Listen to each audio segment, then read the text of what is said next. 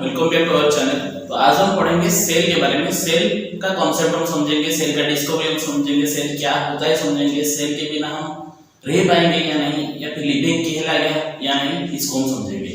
तो पहली बात है कि cell is the fundamental structural and functional unit of all living organisms. इसका मतलब ये है कि अगर हमारे पास या फिर किसी के पास अगर सेल होगा तो या फिर एक सेल हो या फिर कई सारे सेल हो, अगर सेल होगा तो इसको लिविंग कहलाएगा, और अगर सेल एब्सेंट होगा तो हम इसको नॉन लिविंग बोलेंगे। जैसे हम एग्जांपल लेते हैं हम ह्यूमन बीइंग का। ह्यूमन बीइंग हमारे पास कई सारे सेल हैं। सपोज बैक्टीरिया का हम एग्जांपल लेते हैं। बैक्टीरिया के पास bacteria 5 kingdom system of classification में मोनेरा के अंदर आता है। तो मोनेरा के तो बैक्टीरिया होता है यूनिसेलुलर ऑर्गेनिज्म। तो इसके पास एक सेल है और ये एक सेल उसका सारा का सारा लाइफ साइकिल को डिनोट करता है, ओके, कंडक्ट करता है। तो हमारे पास कई सारे सेल है। हमारे पास डाइजेस्टिव ऑर्गन के लिए हमारे पास डाइजेस्टिव सेल है, मतलब कई सारे सेल है। ब्लड सर्कुलेशन के पास मतलब millions and trillions of cells है हमारे पास। तो ये हमारा बॉडी को कंडक्ट कराता है।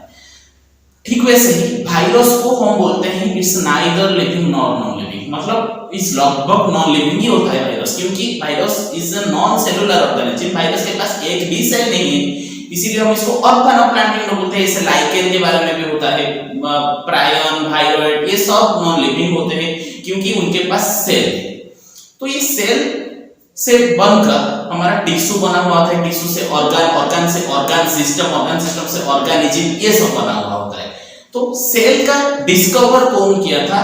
तो रॉबर्ट हुक नामक एक साइंटिस्ट ने 1665 में एक डेड सेल यानी कि कॉर्प्स सेल का डिस्कवर किया था। That was not living cell, ठीक है। उसके बाद 1831 में हमारा रॉबर्ट ब्राउन नामक एक साइंटिस्ट ने उन्होंने न्यूक्लियस लिया था, न्यूक्लियस का डिस्कवर किया था। तो न्यूक्लियस को हम क्या बोलते हैं? It's a brain of cell.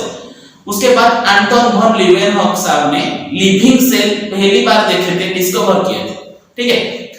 तो अभी सेल थ्योरी क्या है, सेल हाइपोथेसिस क्या है, इन सब के बारे में हम चर्चा करेंगे। तो सेल थ्योरी को समझने के लिए हमारे पास 3 साइंटिस्ट का नाम आता है। तो पहले 1838 में Matthias Schleiden, he was a German botanist, and Theodore Schwann, he was a British zoologist in 1839।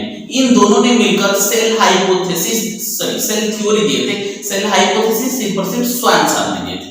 तो दो जर्मन बॉटनिस्ट है माथियास स्क्लीडेन, वो प्लांट के बारे में जाहिर सी बात है ये बात करेंगे, और थियोडोर स्वान ने एनिमल के बारे में बात करेंगे। तो प्लांट के बारे में क्या बात कर रहे थे माथियास स्क्लीडेन कि plants are composed of cells and the product of cells, and Theodore Schwann ने बोला कि वो ने एनिमल के बारे में बोला था कि animals are composed of cells and product of cells, and the plasma membrane are the delimiting boundary मतलब ऑफ एनिमल्स।